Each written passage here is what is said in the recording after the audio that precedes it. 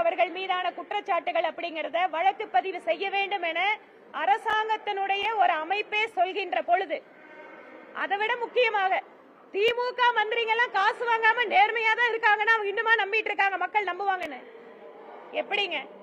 ஏனென்றால் இன்றைக்கு எல்லா துறைகளிலேயும்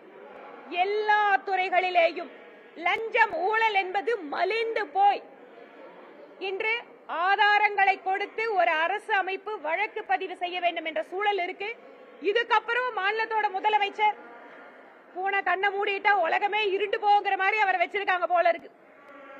அவர் பாவம் விவரமே தெரியாம இருக்காரு. அவர் கீழே இருக்கிற அமைச்சர்கள் என்னென்ன பண்ணிட்டு இருக்காங்கிற விவரம் கூட தெரியாம இருக்காரு. அதனாலதான் இப்படி எல்லாம் பேசுறாரு. அதனாலதான் அமைச்சரவையில ஜெயிலுக்கு போன அமைச்சர் எல்லாம் எதுக்குங்க அவர் வச்சிருக்கணும்? குற்ற வழக்கு இருக்கு, குற்ற வழக்கை பேஸ் பண்ணக்கூடிய அமைச்சர்கள் எல்லாம் வச்சிருக்காங்கன்னா இது நேர்மையான அரசா? திமுகவுக்கு நேர்மைக்கு என்னைக்காவது சம்பந்தம் இருந்திருக்கா?